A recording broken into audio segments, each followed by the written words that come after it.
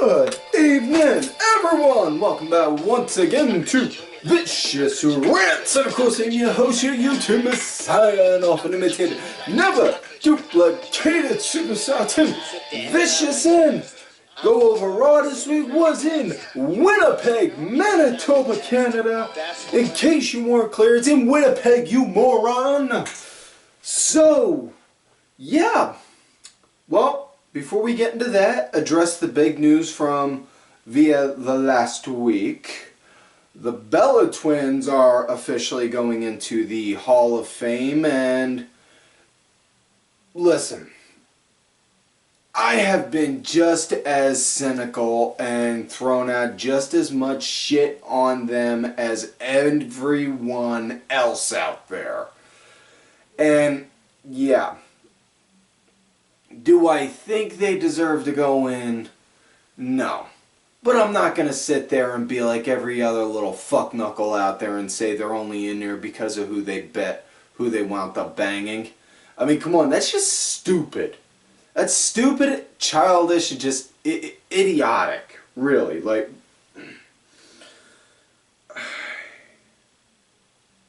I mean, okay. It's like any other Hall of Fame. You're going to have people in there that you don't feel deserve to go in. You know? Like, we'll say the Rock and Roll Hall of Fame, for example. Because I use this as a good example because with music, with me, you know? They got fucking, like, Pearl Jam and shit in there. I'm not a big Pearl Jam fan. I don't think they should go in. But that doesn't mean other people don't think they deserve it.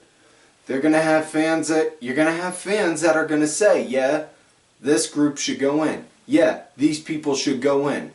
Hell, for crying out loud, I'm the kind of fucker that would go, honest to God, I think Kane needs to go in. Glenn Jacobs, most likely I think he's gonna after he's done his term in office at Knoxville. But my God, Glenn, he deserves to go in for all the shit he did as Fake Diesel. For all the shit he did as Isaac Yankem.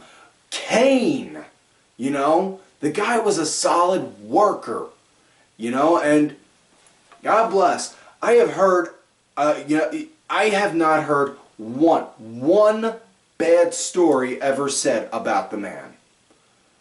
You know, so what's that tell you? So yeah, now with that said, let's switch gears, pop into last week and talk about last week's SmackDown via the SmackDown Rewind. The big highlights from last week were one number one contenders match between Carmella and Naomi to win her to go against Bayley at Super Showdown. And again, not saying that I kind of called this all them years ago saying it would happen, but damn, I fucking feel good when I go and call this shit. Not that I'm patting myself on the shoulder or, applauding myself or anything. But yeah. Naomi won that match, so we're going to get Naomi versus Bayley at Super Showdown. Personally, what I think is going to happen, Naomi, Bayley there, Bayley gets the win. And then we eventually see it lead into a match where Naomi reclaims the title again at WrestleMania because, well, the payoff winning it at WrestleMania would be a hell of a lot bigger, But other big highlights from last week, the fallout from Otis. Man. My heart broke for Otis. Seeing the fallout, Otis was devastated that Mandy went with Dolph instead of him. Saw Tucker be the good brother, be a good homeboy that he is for him, confronting Mandy saying, yo, he got this text saying you were going to be late. So he showed up a little later. When he did, he saw you there with Zig. Otis did everything to make sure that night was going to go perfect. He combed his hair, he got new clothes, he even bought fresh underwear. So, and yeah, you fucked him over like that. Now, you know, I've had homeboys stand up for me like that when girls did me wrong, and I've had to do that for homeboys when girls did them wrong. You know? So, mad ups to Tucker for that.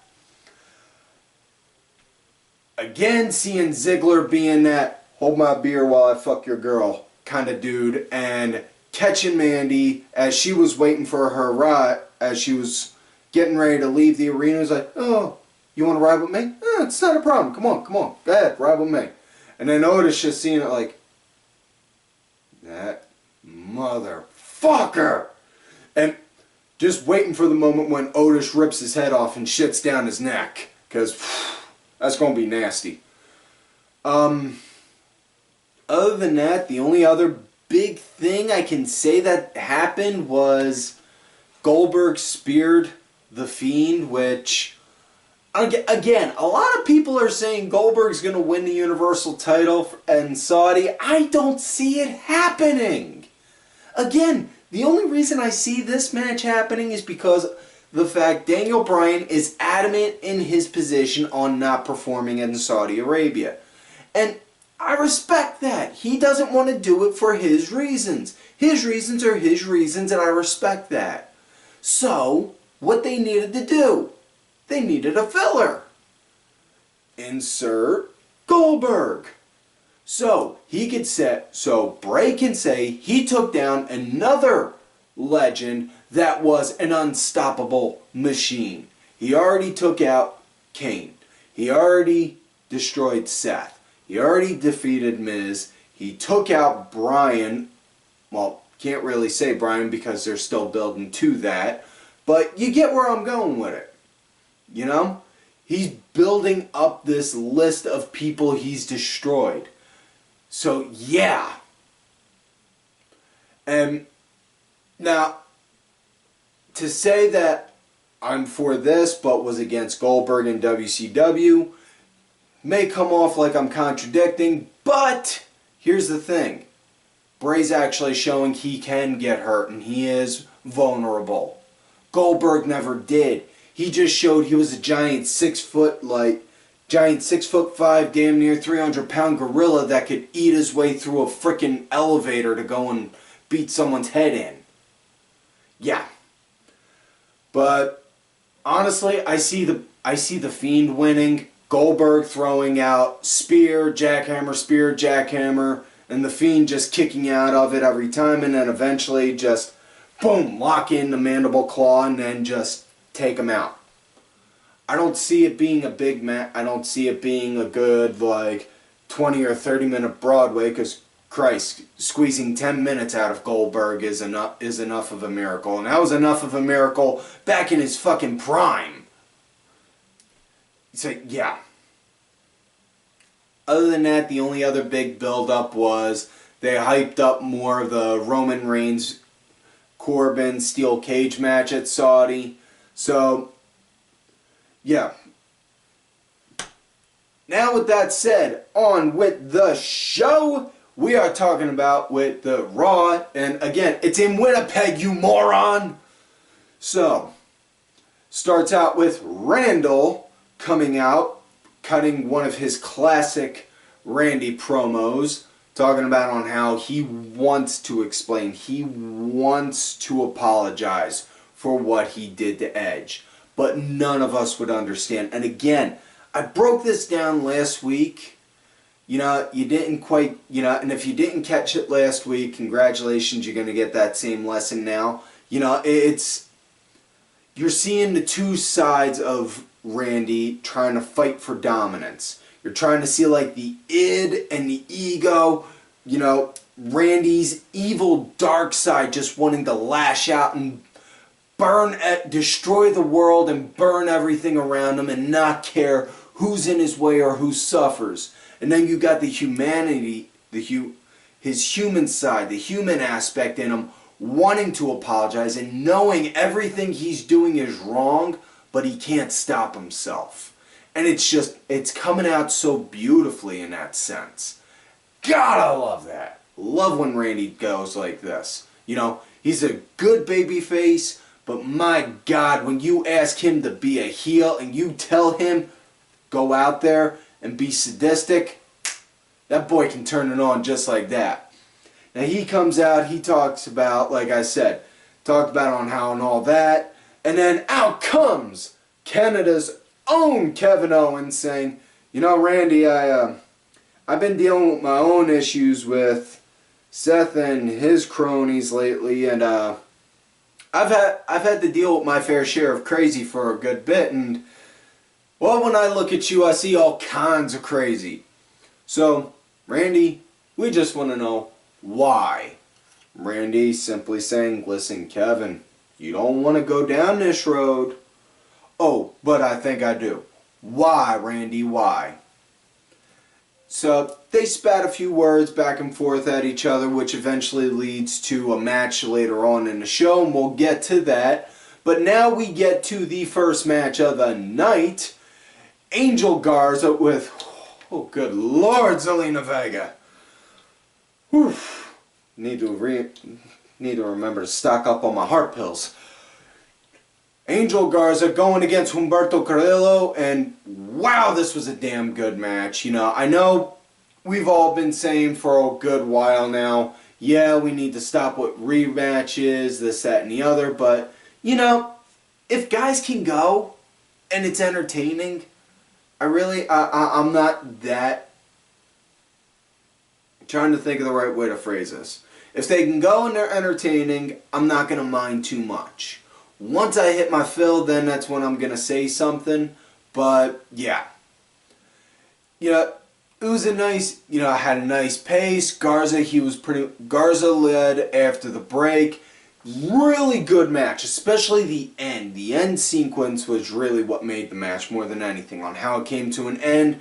These guys were trying to counter and pin after pin after pin after pin after pin after pin, where it looked like you were hitting a reversal thing on one of the 2K games, like right on the money, like 5 or 7 times, until eventually, you know, Garza wound up actually doing a counter and got a legit cover. Did not grab the trunks. He got the 1, 2, 3. All clean. No interference from Vega.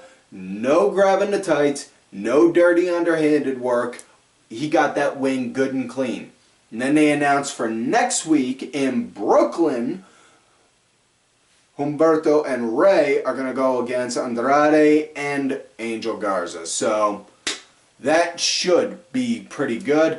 Next matchup we got Ricochet going against the good brother, the big LG, Luke Gallows, and you know, I can't think of anyone, again, much like with Kane, I haven't heard one word said negative about Luke Gallows. You know, if anything, all I've ever heard on Luke Gallows is he's probably the funniest man in the entire frickin' planet. And if you've seen half the shit that he put out there when he wasn't in WWE, you fucking understand it, especially with Sex Ferguson, you know. Last I heard, he's still trying to survive. He's still drinking himself away in Rapugny, but that's neither here nor there. Let's move forward. Ricochet, Gallows, decent enough match. It was what it was. It was meant to just establish Ricochet can beat big guys. You know, hyping up his match with Lesnar coming up this Thursday at the Saudi show. He got the win doing the recoil and then a shooting star press. So, yeah. Next matchup, we got Erick Rowan against Aleister Black. Now, before this match happened... Damn it! Brain farted. Before this match happened, Styles, Gallows, and Anderson are in the back. You see Gallows and Anderson bickering and arguing, complaining about on how they lost, on how Gallows lost, and then AJ's like, "Oh, stop it! You two are the best tag team in the world, right? Yeah. Well, then start acting like it." You know, and then AJ hyping up on how he's gonna win the gauntlet match over at Super Showdown, and then turns around, sees Aleister Black stretching and prepping, like, "Oh, looky here, Aleister Black. Let me remind you on who we are," and then they did the whole spiel about being the OC and all. And then they proceeded to do a 3-on-1 ass whooping on Black. Afterwards, Black got up, stumbling, limping, nursing, came on out. So now we got Erick Rowan against Aleister Black. Black, he was selling the beatdown that he got right prior to the match. Rowan, he was pretty much leading it right up until around the end when it ensued with... Now, Black, he did start to build a small comeback at one point, but Rowan stopped it. Then Black and Rowan had a little bit of a scuffle on the outside to where Black slammed Rowan into the stairs, knocked over the crate with what's in the box? Whatever's in the box. Okay, there's my 7 moment for the night. And then wound up, Rowan powerbombed Black right into the LED ring post. And then they went back in the ring. Just tossed Black back in the ring, went over, took care of the crate, made sure it was okay, got back in. Next thing you know, Black mass, waited for him to get up, got himself together, and then boom, popped him again with another Black mass, 1, 2, 3. That was it. So Aleister Black got the win again, and then as he's limping along, the one girl interviews him, says, Aleister, how'd you win? He said, pure unbridled rage, and then issued a challenge for AJ Styles next week. So next week in Brooklyn, we're going to get Aleister Black going against Uncle Allen. That's sure to be a damn good match. Next up, we got R-Truth going against Bobby Lashley, and well, in a way, I am severely disappointed in this because Truth came out to honestly do a talk show segment, Truth TV. And that's all it was. He wanted to interview Bobby Lashley. He wanted to build up for the Saudi show. He was being a legitimate interviewer. And then the nerve, the audacity of Bobby Lashley and Lana to say, they're not out here to do an interview. They're out here to do a match. The nerve of them. At least R-Truth showed his true colors by dressing up much like his childhood hero, John Cena, and I give him mad respect for doing that. So yeah, honest to God, Truth really did come out all dressed up like John Cena. He was wearing jorts, he had the sweatbands on his wrists, even had a sweatband around his bicep and all, and then he even wound up doing like the 5 moves of doom. So yeah, but it was what it was. Lashley pretty much destroyed him. Yeah. Next up, we got Angelo Dawkins going against Murphy. Dawkins literally led the entire match, which you can't even really say it was a match. It was about maybe 2-3 minutes. And then right after he did a big spam, like a big sit down, powerbomb on him.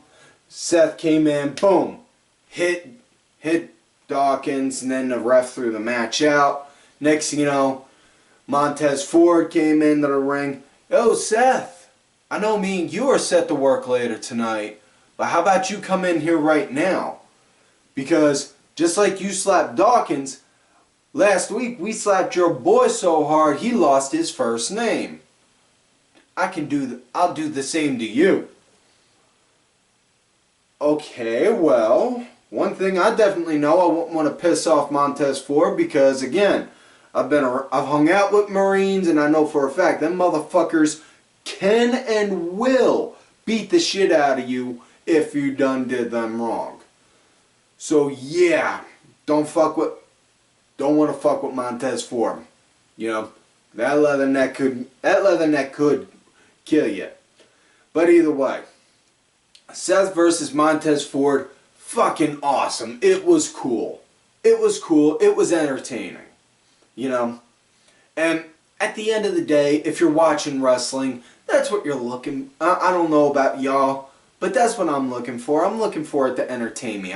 I don't care if a wrestler has can do 5,000 flips, jumps, or is a technical acrobat, or is 8'9" and, you know, all that shit. What I'm looking for is, okay, I want to see this guy against this guy, and if you can entertain me, great. If you can't, well, fuck. Next. So yeah. Montez Ford, Seth Rollins, fucking awesome match. Ford, he was leading early on. Seth wound up leading it near the end. Match wound up coming to an end though when Seth wound up, well, I should say what it was. Montez Ford, he was up, went to go do the frog splash. Seth wound up moving out the way. Ford face first right into the mat, and then Seth, boom, hit a curb stomp. But one thing did see in the match really did catch my eye. Partway through, you saw Seth actually going and trying to butterfly the arms, getting ready to go. Looked like he was going to go and hit Tez with the pedigree.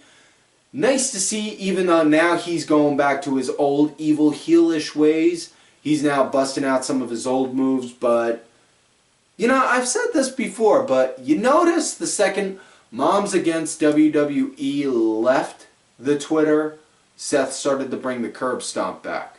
When Moms Against WWE was on the Twitter, the curb stomp wasn't there. That's all I'm saying. But yeah. So now we come to main event of the night. Randy Orton, Kevin Owens. Right from the start, once the bell rang, KO went ballistic on Randy. Started going all sorts of hot on him. And then next thing you know, you see Seth and his cronies come out. They circle the ring while the match is going on. They eventually all get scuttled. They all eventually scuttle off because of the Viking Raiders wind up beating the crap out of them, and then the fight ensues on out. So we go back to the match. Decent enough match. I dug it. Randy, he was leading after the commercial break. So yeah. Match eventually comes to an end when Randy, he wound up actually getting the win surprisingly via the draping DDT, which I'm not 100% certain. I'm not fully sure on this fact or not. If I'm right, feel free to again say, wow, Tim, that's a great thing, because hey, I never turn down a compliment. But if I'm wrong, feel free to say I'm wrong, I'm stupid, whatever the fuck you want to say, because much like I'm willing to take a compliment, I'm willing to take an insult too. I think this is the first time Randy ever got a win doing the draping DDT. If I'm wrong, feel free to let me know, but the match, it's like everyone was like, what the fuck? What the fuck? Just like that?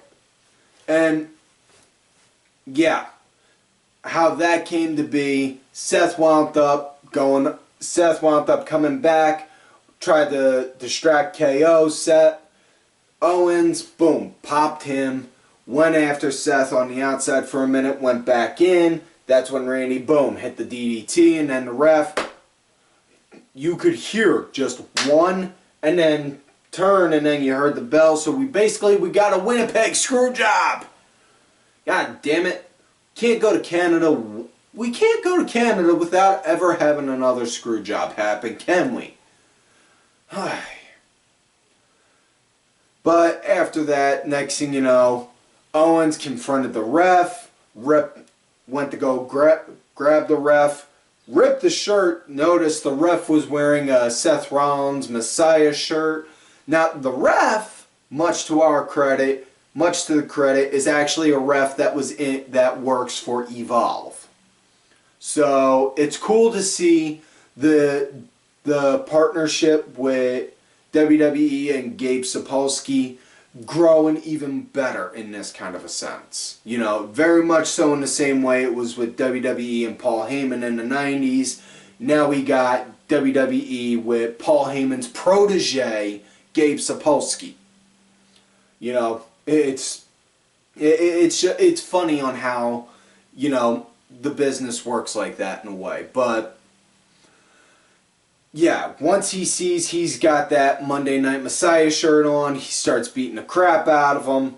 And then Owens pulls out a table and then power bombs him through it. And then as the show fades, you just see Seth looking over. You could hear the camera. He's close enough to the camera and he's saying, "He was a good man. He was a good man. He didn't deserve that. He was a good man." You know, which really cool to see. You know, from a character standpoint, seeing on how Seth is taking people saying that they're a disciple to him in that aspect. So, yeah. That is it for this week's show, folks. So, don't forget to like the video, subscribe to the channel, go back, watch some of the other episodes, leave any interesting, creative complaints, thoughts, questions, suggestions, grunts, groans down below. I have no problem taking criticism, good, bad, or anything in between. And thank you to contributors to the show, LFC Lingerie Fighting Championship. It's a little bit of wrestling, a little bit of MMA, and a whole lot of attractive women wearing a little bit of nothing. How could you do me like that? How could you? Also, big thanks to executive producer Ali Rewind Ben for providing the music for this week's show. Make sure you check it out. It's on iTunes, Spotify, and such. Details are down below. Also, you want one of these sweet Ali Rewind shirts, hit me up and I'll talk to the man for you. Show him some love and support. He does put in a lot of hard work for this show. Also, he is on that Facebook gimmick as Enriquez. Also, folks, do not forget to follow these cool-ass cats right here on the Twitter. Asamelin Kenny Killer DSB_IV, Diabolica RA, Sergeant Curry Pants, and Dazzy MWP. And folks, like I always tell y'all, you love me great, you hate me. Fuck you.